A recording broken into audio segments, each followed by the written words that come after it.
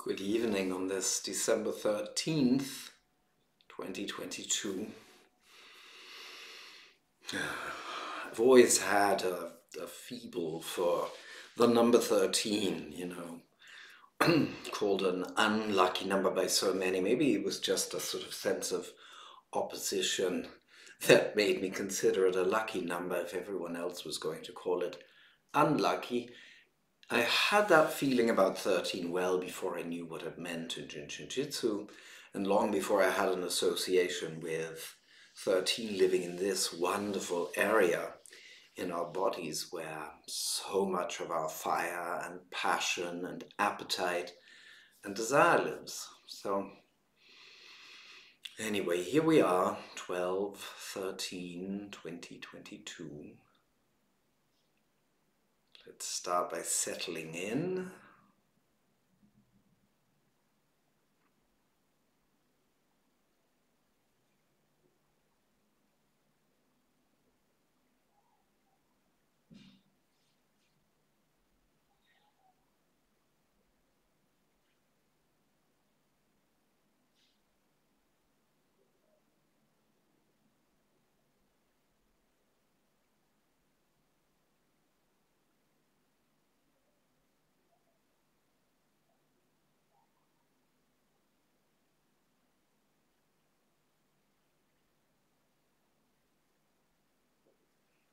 Feel yourself really landing wherever you are, on that chair, on that cushion.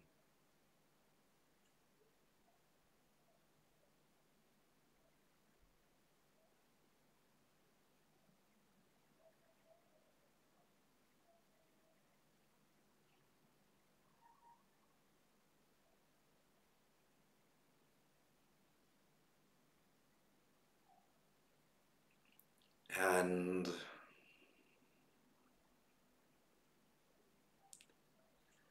as the inhalation enters your body,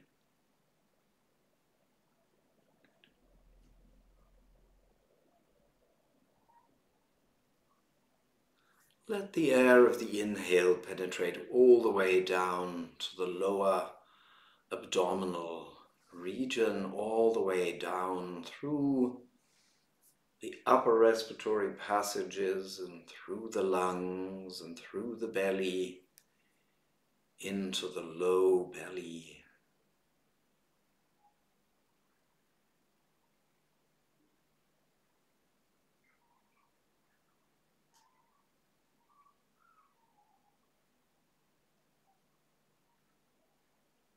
Feel a strong vertical line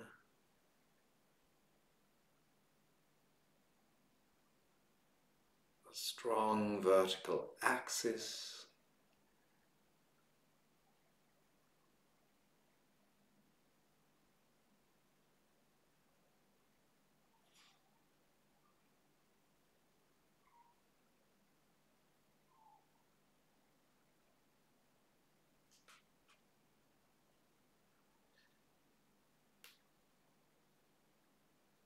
Down the center of your chest, all the way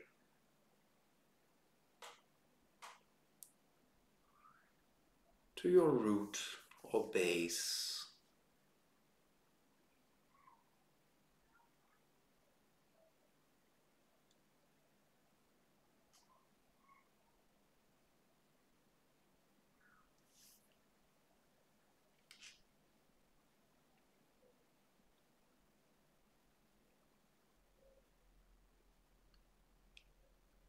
Making sure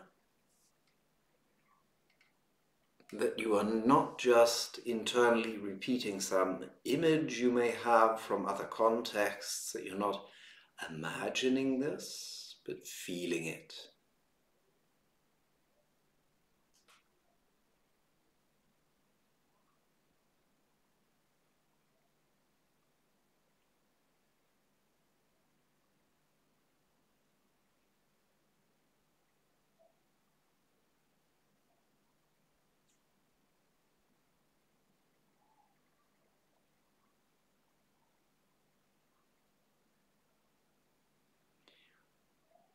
each exhalation, just let the breath and the energy flow freely as it will.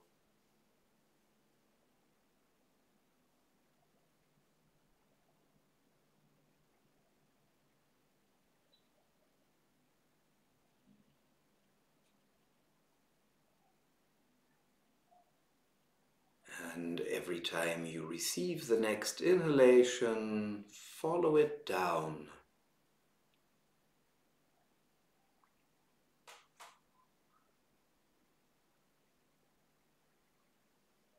The physical sensation of it, the energetic sensation of it, the extension down.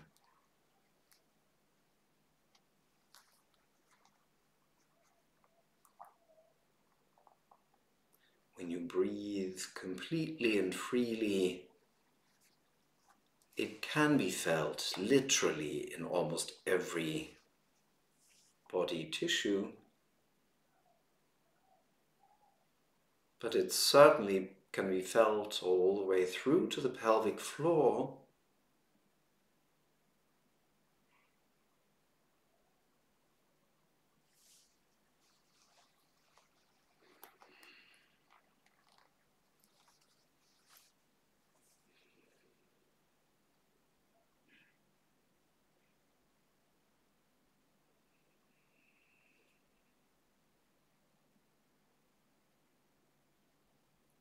So allow every new inhalation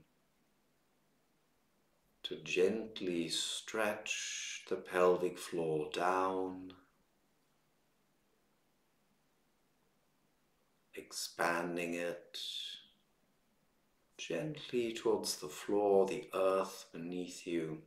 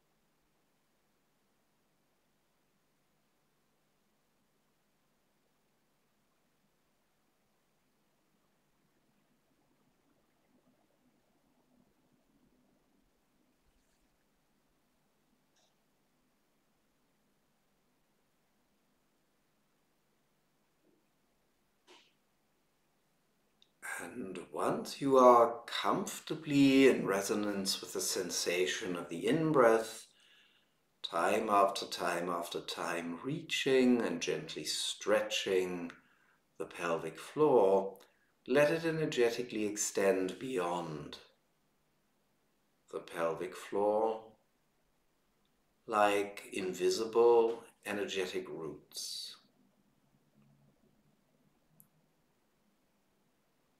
that subtly grow down into the ground, into the earth.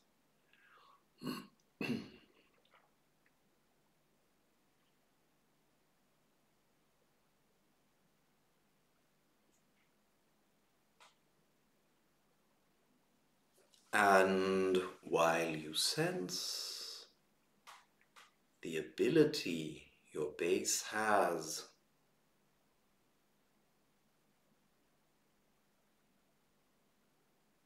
for connecting down, for growing gentle, energetic roots down into the earth,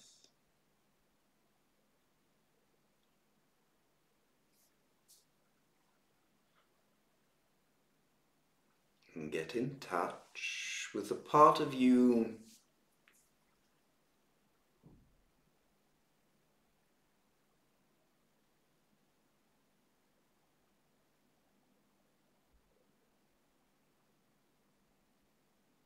to which belonging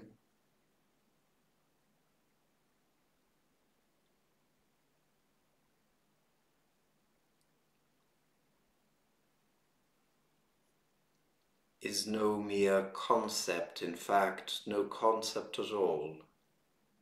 Get in touch with the part of you to which belonging is a simple, ancient fact. There's nothing conceptual about this. Your body is already pointing you in the direction of that sensation.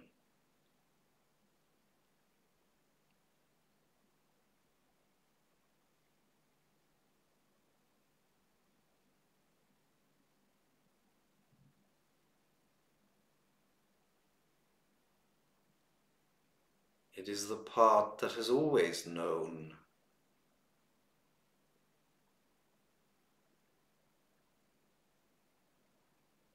That it belongs here in this moment.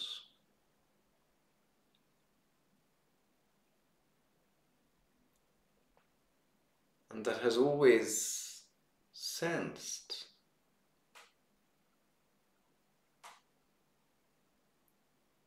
that it stems from an age-old origin, that it reaches back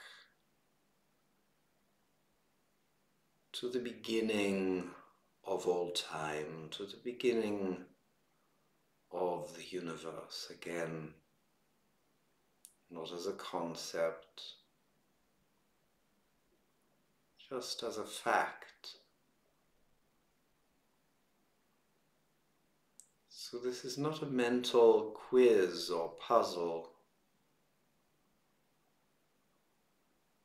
This is simply the invitation expressed in words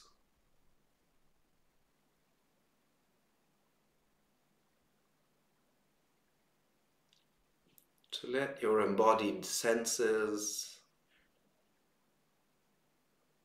to let your embodied sense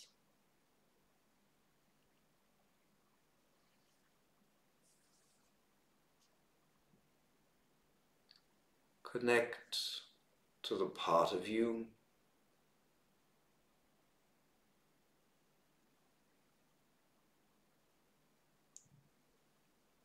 that deeply recognizes belonging and origins as an ancient and plain and concrete fact.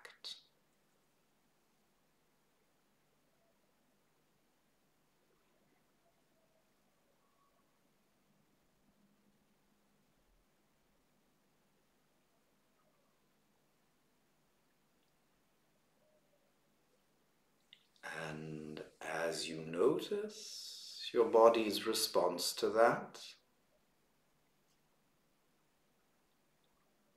maybe in settling even more deeply, resting perhaps, even if the position you are sitting in isn't ideal for your body, still there might be a deep sense of resting,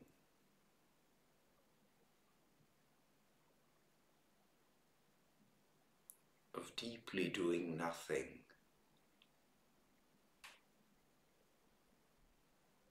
As all that remains intact and present in your awareness,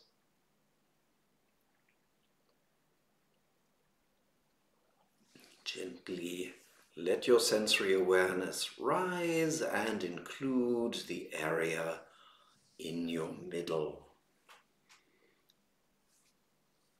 underneath the rib cage, across the midriff,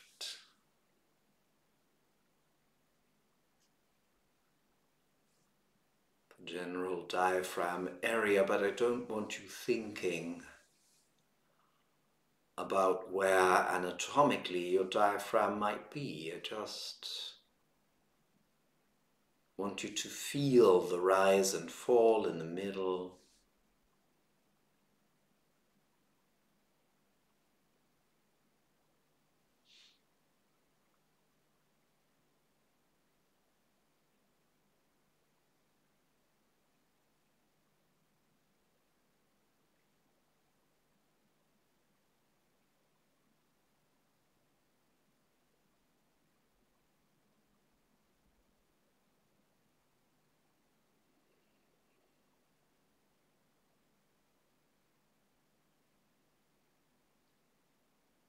And now with the same inhale you previously took advantage of to feel a deep anchoring down,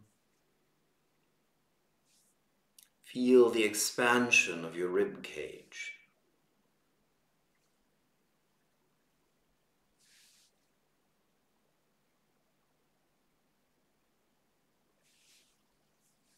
Without artificially inflating, blowing up the rib cage, do let yourself feel whatever level of desire the body has to expand when you focus your awareness here as you inhale.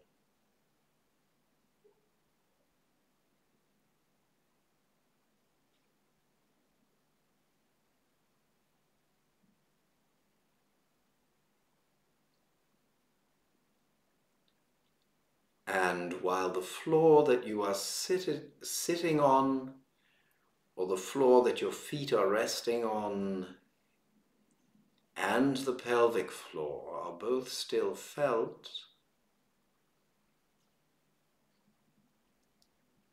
let this diaphragm area, this midriff, be yet another floor you can feel. The floor for this expanding activity with every inhalation. An expansion that then reaches up and invites all of the rib cage, all the way up to the top rib, just underneath the clavicles, to expand and stretch as well.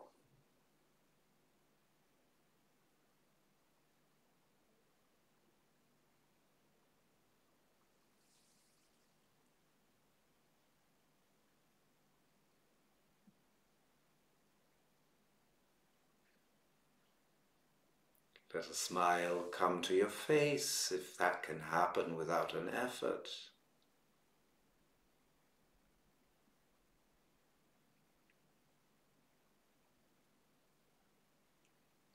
With every new wave of expansion above the waist, above the floor of your diaphragm, with each new wave that follows and extends an inhalation up and out, let another wave of expansive, smiling energy wash up to your face, to your eyes, even if they are still closed, and to your forehead. Let the eyes of your forehead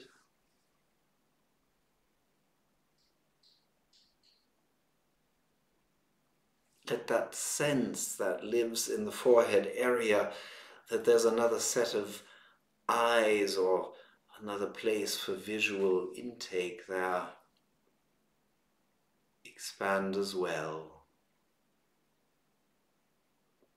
with the next series of inhalations.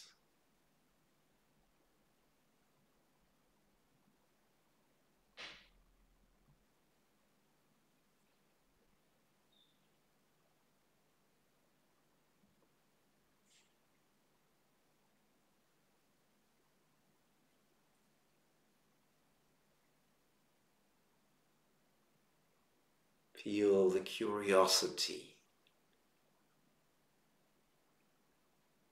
that is at home in your face, in your eyes, in your forehead,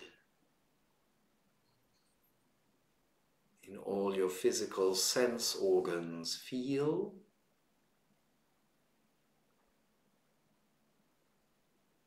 that.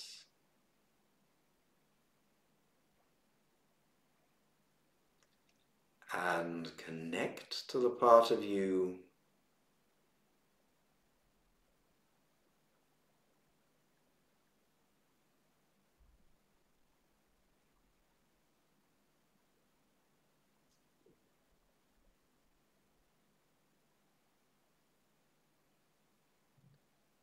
for which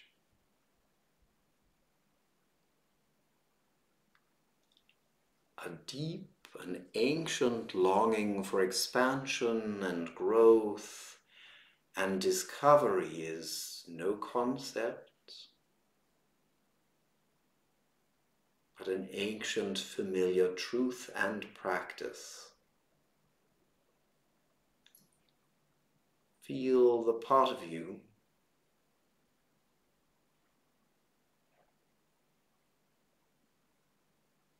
that is entirely at home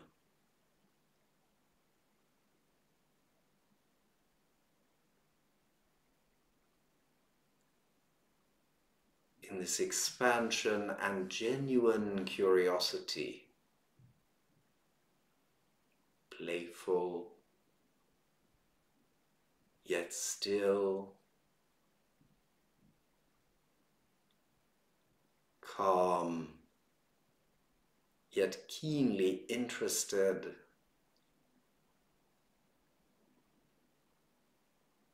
spacious, yet capable of being precise and one-pointed.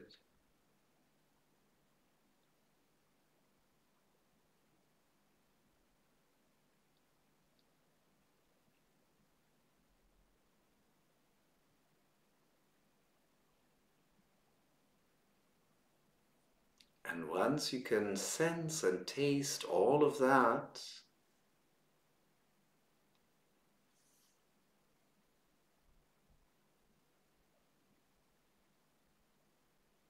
take a moment again to gather your sensory awareness in the middle, this time in the whole pit of stomach, solar plexus area. And as your main awareness gently resides there,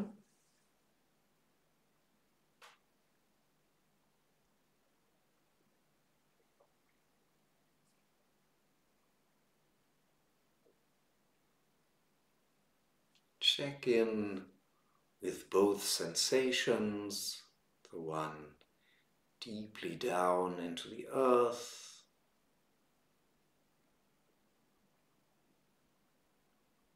into the place of belonging and of origin, and the part that reaches up and out into the world with all its known and unknown realms and spaces.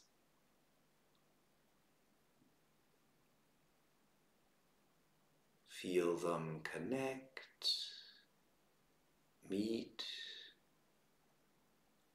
and move together in your middle.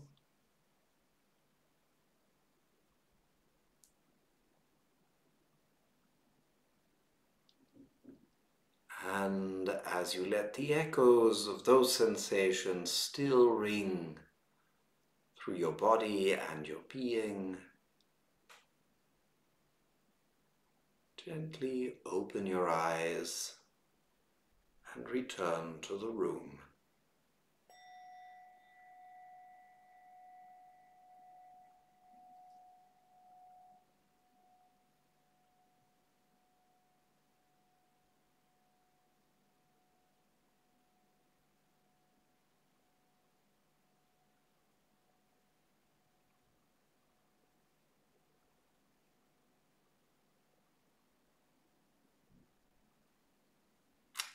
We could almost leave it at that and call it a night, but isn't it nice to know that after we're done tonight, the recording will still be up and available, and you can come back to this video, do just the meditation and stop the video there if you found this refreshing.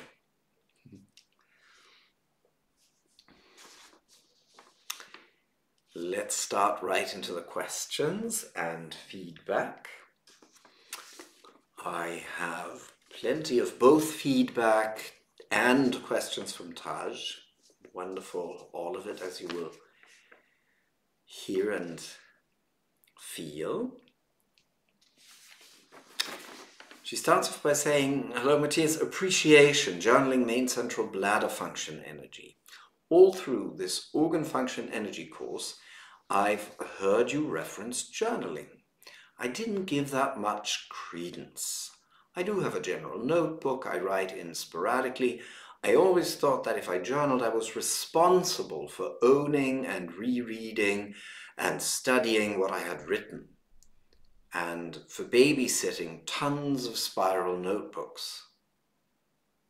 Then, as a result of starting your Diving In course, Online Study Circle Part 1, Taj is referring to year 1 of the Online Study Circle. In the first 33 months or so, we went through Trinity Energy, that is main central supervisor mediator, first depth, the energy locks of first depth, second depth, the energy locks of second depth, and so on. That spanned for close to 3 years before we got into organ function energy. And that's available with lifetime access, and that is what Taj is referring to. The book that accompanies Module 1 of my foundational training is called Diving In. If you look for year 1 of the Online Study Circle, you won't actually find it under the title of Diving In, just so you know, if you try to look it up.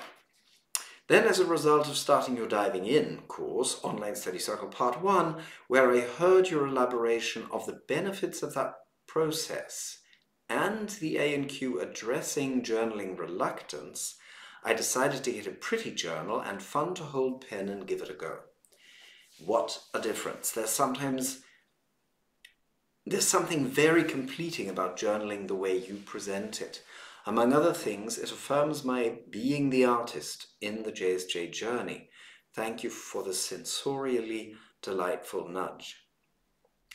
I'm reading that feedback because, yes, I do comment frequently on the value of journaling, and thank you, Taj, for pointing out what makes it so, well, so much less than attractive much of the time. These ideas we have picked up along our schooling of, writing and keeping things in order and keeping records is somehow virtuous, and it requires effort, and it couldn't possibly be virtuous if it didn't involve effort, is so far removed from anything that interests me. 13 lives by desire and what we burn for and have an appetite for. It doesn't live by what you should do to be virtuous. And B, the whole purpose of journaling is precisely not to have to administrate anything or be virtuous about anything, but simply to take seriously that a part of you has resonance with something you are hearing, seeing, etc. It's quite surprising once we start letting the pen swing over the paper, so to speak. And sometimes we think, I don't really know what to write or how to say it, and maybe again that's going back to not so great memories from school, but once you sort of play with yourself and say, just keep the pen moving, something will happen. When you have a moment where you think something's actually wanting to be digested, it's quite amazing what does come when the medium you choose for that is writing. So something crosses your mind, something seems remarkable. You may think, oh, I'm sure to remember this. And how often have you experienced that? No, it's absolutely gone a few minutes later. Now, the point of journaling about it is not that way it'll be preserved for eternity. Maybe it will, maybe it won't. Maybe you'll go back to it, maybe you won't.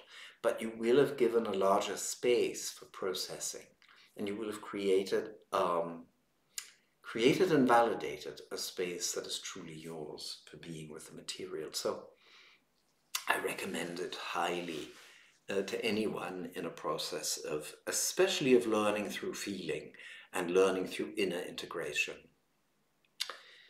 And while I'm on the Diving In course, Taj continues, I'm especially enjoying the variety of ways to connect with the main central that you offer.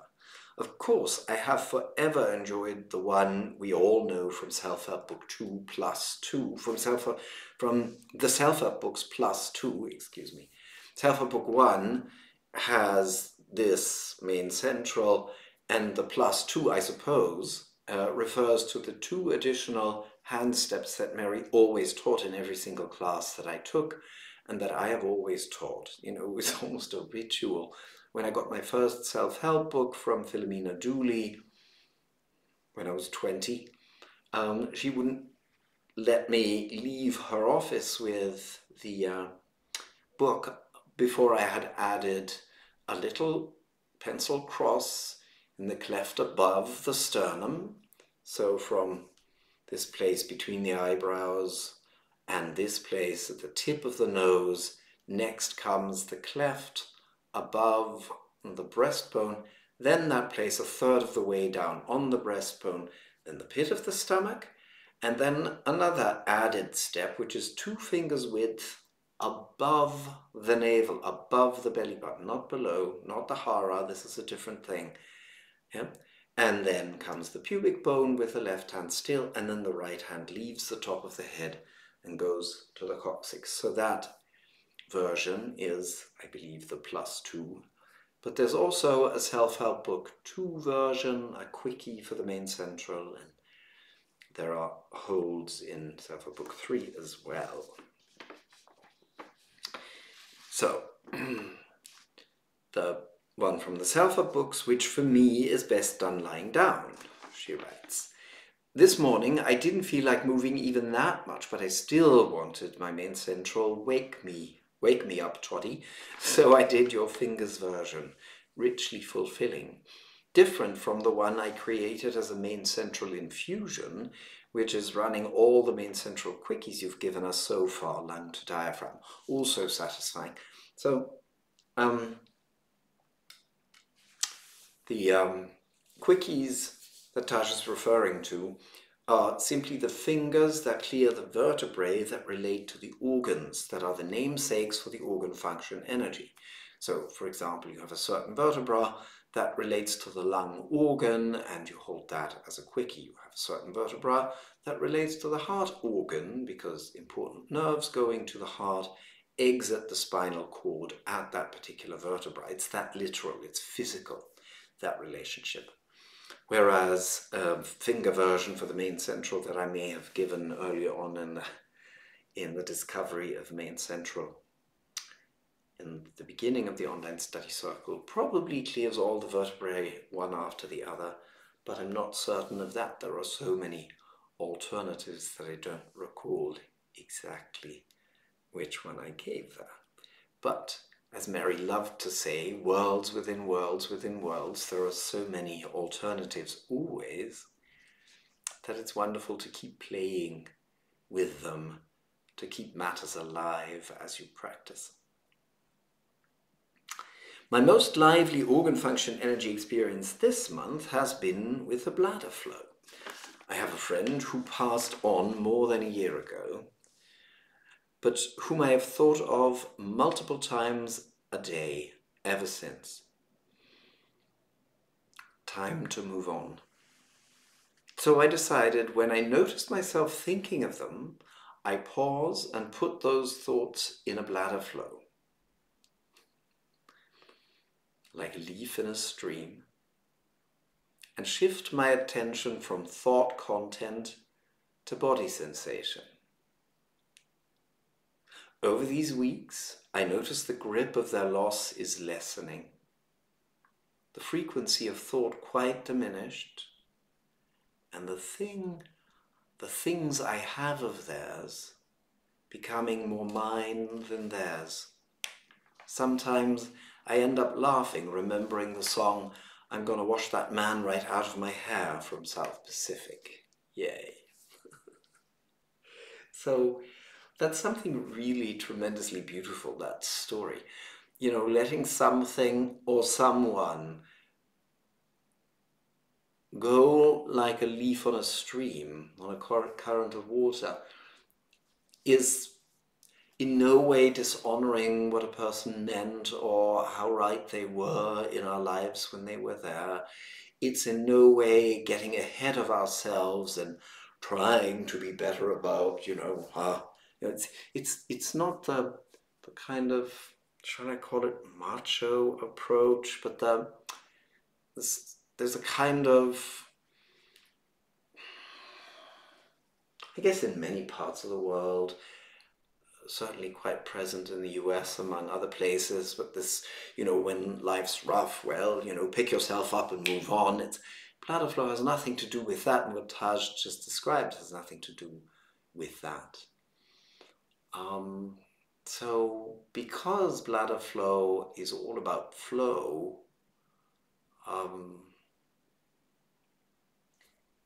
there's always still the waves of honoring what the person did mean. There's still room for even heartfelt grief at times, but not on an endless loop, so to speak. So thank you for sharing that beautiful experience with bladder function energy, which was the function we looked at in October. So if anyone who isn't in the online study circle is looking for the meditation or feeling exercise for bladder function energy, do look in the October Q&A. Questions. The heading here is pulses, pulses, pulses, and literally there are 3 different questions about pulses.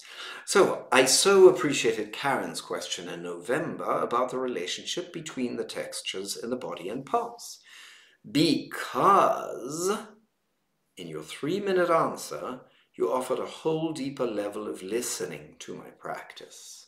Now, in addition to paying attention to up the back and down the front, and receiving and releasing with reference to the breath, I'm much more curious about the changing qualities of what's happening under my fingers. As a result, my experience is opening to something more refined and whole in me on an energetic level. Thank you for the guided nuance in this art. Well, it's just the funniest thing about pulses. Yes, Mary said pulses are a lifetime study. And when we hear that, we may think, pulses are not for beginners. But of course, the sentence doesn't say that.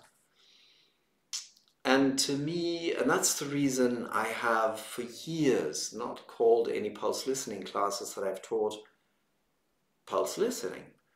I've been calling the class What the Pulses Tell Us, so that the title of the course already sort of communicates a sense that listening to pulses is much like listening to music. I mean, do you only enjoy music when you can accurately name the period that the piece belongs to? In fact, sometimes that's when the actual enjoyment of music stops, when we can describe and analyze it so well that we no longer resonate with it, the joy is gone. And that holds true for the pulses to an extent. It's funny that when we approach pulses only with a diagnostic sense of what do they mean, what do they command me to do, then the joy, and with the joy, the usefulness of pulse listening is actually gone. Pulses, this is another Mary saying, pulses whisper the secrets of the universe. She went on to say, and those are not to be divulged or blurted out or something along those lines, but not as an invitation to make us very secretive about it, but rather from the experience that often when we say, liver, or something like that, people are alarmed because they don't understand that we're not diagnosing liver damage in them, but just saying, so here's the energy of, and then if we went into who liver function energy is for us personally, the person might hear it quite differently. But there are the layers and layers and layers of what you hear. There's this function, but it's speaking to me with such and such a quality. Besides, a second ago it was talking to me this way, and now it's already feeling different. So there is a music, there's a storytelling that happens in the pulses. And now the listener who thinks they are not good at pulse listening or not advanced enough yet for pulse listening is probably thinking, see, there you have it. Not for beginners. Many, many layers, way too complicated, but it isn't. Not if you let the joy of listening be your guide. You know, you can listen to music with open ears and an open heart and an open organism for decades. And all you know about is your joy in listening to music. And if somebody then comes along and explains to you just what all is, for example, so good about the music of Leonard Cohen or the poetry of Leonard Cohen or the music of Bach or, you name it, good music is more than just a matter of taste. So if somebody suddenly were to also explain some of the why and the what and the how of really good music after you've been enjoying it, then those pieces of information fit into your picture quite easily because your sensory openness is already there, your enjoyment is already there. And making sense of it on a more theoretical level as well isn't burdensome and doesn't prevent you from hearing the music. And I think that was a sort of important-ish preliminary remark to what comes next. And regarding Online Study Circle 1 course in Lesson 1, Self-Help with reference to noticing the sensation under the fingers, you used the phrase, if you already know the full order of transformation, you would listen to each step of that. End quote. I'm supposing that will come in the future lessons, but maybe you could give us a taste today of what you mean by sensing the full order of transformation under your fingers. Well, actually, anyone listening or watching who has taken a 5-day basic seminar already knows the full order of transformation. Sorry, I meant to get this out before we went online. In this book, Building a Life, the full order of transformation, oh no, it isn't, excuse me. That's a different book, which isn't out in English yet. I'll find the German or French version of it. Here comes the German version of Weaving. So Weaving is a book that is to accompany the 5 days with the depths. And here is the full order of transformation. The full order, nope, this is the full order of creation, excuse me. This is the full order of transformation. And anyone who has taken a 5-day basic seminar has seen the 6-pointed star and has seen the 6 different textures, which in my book we have developed completely new illustrations for. The different textures that we go through in a very specific order are illustrated here in the way that they meet the fingertip, so to speak. But the fun that Madeline, the artist who did these drawings, had here, I just briefly mentioned, she asked me, will you include the 6-pointed star in the book? And I said, well, the only way I could see that making sense is if we actually managed to illustrate the texture that it all begins with and have it gradually transform into the next, and then into the next, and then into the next. So I can't remember if it was the same day or the day after that she came up with this and said, you mean sort of like this? So the full order of transformation, anybody who has taken a 5-day basic seminar does know. But you don't always know you know it. So I can give you a little taste. Once you understand that the textures, which later you find in different contexts, but the textures will come home to you and will be yours and you will own them. when you can feel them at your fingertips. Once you understand that, and you just really boil it down to that. So what will, when transformation is really only just beginning, what will that feel like at the fingertip? What will a pulse feel like when it is fluffy, or when it has that initial texture? There's almost nothing. Did I just hear something? I've often gone through this in past Q&As, but I'll go through it again. I'm sure it won't bore anyone who might have heard this before. So if a person's talking to you and you wonder, did they just say anything? Yes, you wonder, did he just say something? The voice is sort of fading in and out, or they're not getting to the point. So at the fingertip, this would be a pulse that has hardly hit the fingertips when it's already gone again. It's just...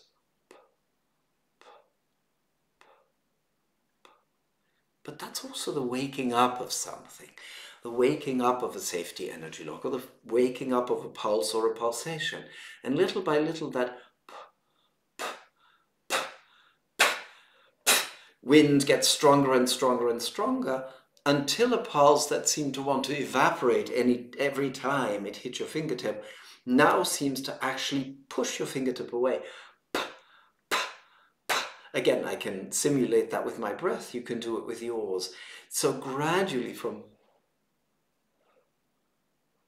too faint almost to be registered, fading away when it has only just barely appeared, it strengthens to the precise pressure that seems to push the finger back. But after a while and this could be a quiet or a loud pulse. You don't have to have a loud pulse to have the sensation that the way it hits your fingertip is as if it wanted to say, move back, that kind of quality. Softly or loudly, but the quality as you feel it at your fingertips is like almost has a point, has a tip to it. But then that softens, and that same pulsation that seemed to do this is now doing more like this, begins to stick to the fingertip for a bit, or be glued to it, or pull on it, or almost like to the point of cutting it, or it feels like it's flowing, pulling electrically, or pulling with a stickiness, that sort of, all of a sudden it's engaging the fingertip. So it's getting denser and juicier somehow, until it just reaches the fingertips. It doesn't push them back, it doesn't evaporate, but it also doesn't stick anymore. It's just there, it's just dry. And it goes like that for a while until the pulsation is still hitting your fingertips, but it's also breaking up like water against a rock. So gradually one becomes the next, becomes the next, becomes the next. That's the full order of transformation, actually felt as an order of transformation, right? So after this breaking of the waves against the rock becomes more and more and more, there comes a moment when all that's left is a soft rolling of the pulses to and past the fingertips. Everything is silky and soft and fluid and flowing. Sixth depth, the final of the 6 textures, is the one that Mary commented on, saying, this is the one that simply feels so good it makes you want to stay a little longer. So I hope that was helpful and what you were looking for. And speaking of the pulses, in my 5-day courses, when I was memorizing which organs were associated with the superficial and deep pulses, superficial were always the bags: gallbladder, bladder, small intestine, large intestine, and the stomach. Then came the 6th depth, where they are reversed: diaphragms, the superficial pulse, and umbilicus, the deep pulse. Could you comment on why there is a flip here? Yeah. Sixth depth is not one of the physical depths, it's what's behind the physical depths. Sixth depth is the core of my being. So the flip here is actually simple to understand if you feel the diaphragm. The diaphragm opens the middle, it's an ascending flow. It goes up out of the chest, and if you feel a lung as a chest flow that ascends out of the chest into the fingers, you very much have this seizing energy, that seizing energy of Aries. Hey, I want my place in the world, I want my say, I want my fire, I want discovery, I want to participate, and yeah, so, and when you look at Leo, it's a very different kind of fire. I just want to be allowed to be radiantly who I am and fill the world with my radiance and even my brilliance where appropriate. And the fire of Sagittarius, of diaphragm, is I want to reach beyond what's already known. So this is the kind of fiery reach that has the least attachment, not the physical attachment of I want my share of things that lung/Aries brings, not the attachment to resonance in the world, being seen, being validated, that Leo and heart function contains, but simply the I'm open for discovery, which is the prerequisite for allowing everything to come down. Connected back to the body, you are opening the diaphragm, the middle of the body, in such a way that now the diaphragm can finally sink, the rib cage, often held high, can finally sink, but as the mind stretches that far, things can finally sink in.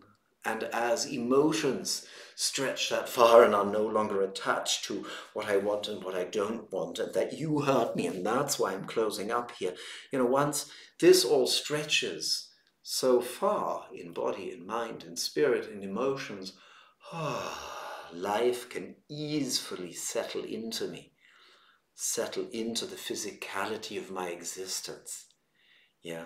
And that's such an interesting point, because then diaphragm doesn't mean I forget about the earth. I already mentioned that in what little I wrote about Sagittarius in yesterday's email announcing the Q&A. The hind legs on the earth. Diaphragm is not the part of you or your aspiration that says, all I'm interested in are the stars, are the heavens, is the unmanifest level, because, come on, I don't really belong in this body. So the opening that the ascending diaphragm function energy brings has a hugely descending effect in the best possible sense of the term, because life itself, universal aliveness, the heavens, so to speak, the full formless aliveness that is our deepest root, can settle easily into our physical existence and doesn't have to wait till some later date and non-physical disincarnate state. Conversely, umbilicus function energy is a descending function energy that so completes the connection I just described, the connection to formless energy, that everything within this physical form and everything within this physical existence can raise its vibration, can rise up, can be warmed, literally and figuratively speaking, can be warmed and expanded and enlivened and feel connected. So that's a beautiful reversal, flip-flop. Diaphragm is ascending so that all energy can come down. Umbilicus is descending so that everything can arise, can rise up, can ascend even, if you will. Good. Thumb over fourth fingernail in mediator quickies, in the 8 mudra sequences, and in the diaphragm self-help. There is the thumb over ring fingernail. I just got to wondering why the fourth finger and not one of the other 3 fingers, and why the top joint and not any of the other joints. It's actually not the joint, it's the digit. It's the top digit of the ring finger. And I believe that's mostly for comfort, actually, and ease. This is not nearly as easy, but there may be more to it than that. I'll come back to that in a second. Ring finger has the ingenious combination of being little b breath of life. We harmonize second depth through the ring finger, so that includes lung function energy, and the big breath of life. That is sixth depth, because diaphragm and umbilicus function energy flow into this, or rather, diaphragm flows into middle finger and ring finger, and in the ring finger becomes umbilicus function energy. So big breath of life, allowing cosmic energy to descend and ascend, big breath of life, and allowing air in and out, finding a balance in my holding and releasing patterns. And the top digit on any finger corresponds to bust line, to 13 level. So again, to breathing level, to the emotional level, to the level of desire and aspiration, it corresponds to heaven. That may be another reason besides sheer practicality on why the top digit. Okay?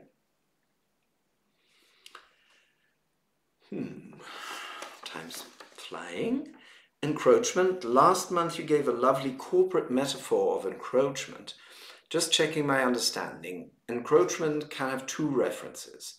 It can be with reference to a whole set of four, like for example, heart, small intestine, bladder and kidney. Excuse me. Deep function energy. So, heart, small intestine, bladder and kidney, that's a full cycle of chest to fingers to face to toes, for those who didn't have that top of mind. And they are called deep function energy altogether. Encroaching on the four of surface function energy, or to say it more simply, 15ness encroaching on 13ness. Yeah, that's sort of a direct translation of the corporate metaphor I gave last month. You can look it up in last month's video if you weren't there. And two, encroachment could also be that within, for example, surface function energy, one member, like for example spleen, could be encroaching on lung. Did I get that right? Yes, you got that right basically. And on that particular page, it's page 4 in Mary Burmester's text 2, and it's a different page number, I think page 10 in my book Building a Life. She's really just talking about one level messing with another. She talks about intermingling. I sought a different word, and messing with is certainly much more informal. You can use that too if you wish. So one level messes with another. But yes, it can also happen, and that's when the disharmonies described in the book go deeper into the system. Whereas, for example, spleen function interfering with lung function is a more superficial kind of imbalance. It doesn't go as deeply into the system just yet. All right. Thank you, Taj. That's very, very rich on all levels. And Michael wrote in today. He writes at the end that he's working right now and will be watching later. So enjoy this as you watch us later, Michael. And thanks for your question or questions and musings. Hello, Matthias. Thank you for your message. I definitely resonate with the imagery of deeply rooted urge to transform and move to a new place. I hope you enjoyed the feeling exercise at the beginning of this.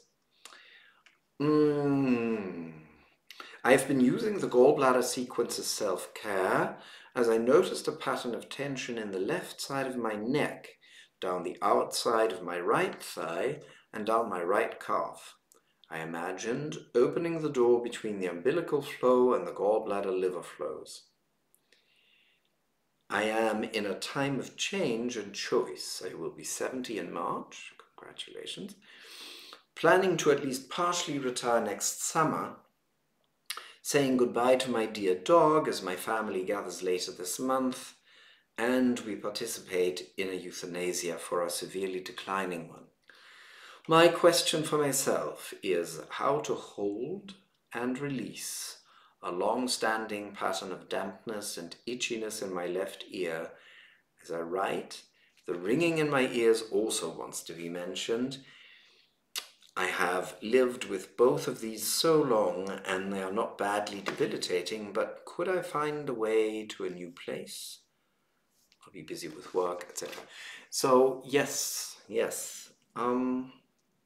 And it's quite to the point of diaphragm and umbilicus as well. So here's an easy self-help. It's the anchor step of umbilicus function energy. So I am holding my right 19 at the elbow bend with my left hand, and then reaching my right hand across to my left number 20, my left side of forehead, as a first step of the umbilicus flow. That will very likely help release the causes of the dampness in the ear, as well as the ringing in the ear. So, as you feel into where you're at right now and whether really releasing things down, opening the middle, clearing the middle so that things can be released and unburdened and unloaded and let go of. Never mind the unburdened. There is that, but more literally, you're talking about a shift in your life, a transition. So for that letting go, perhaps the anchor step of diaphragm, where you hold 14 on one side and 19 on the other, is a good first step. And then this with umbilicus, of course, if you know the whole flow, don't hesitate to do umbilicus on yourself. It's actually quite easy to do on oneself as it is in the book, and the textbook contains a 3-step self-help that you may also want to play with. And that does it for us this evening. Wonderful time, Michael, to get to this 6th depth centering in your life. So thank you for bringing that question in.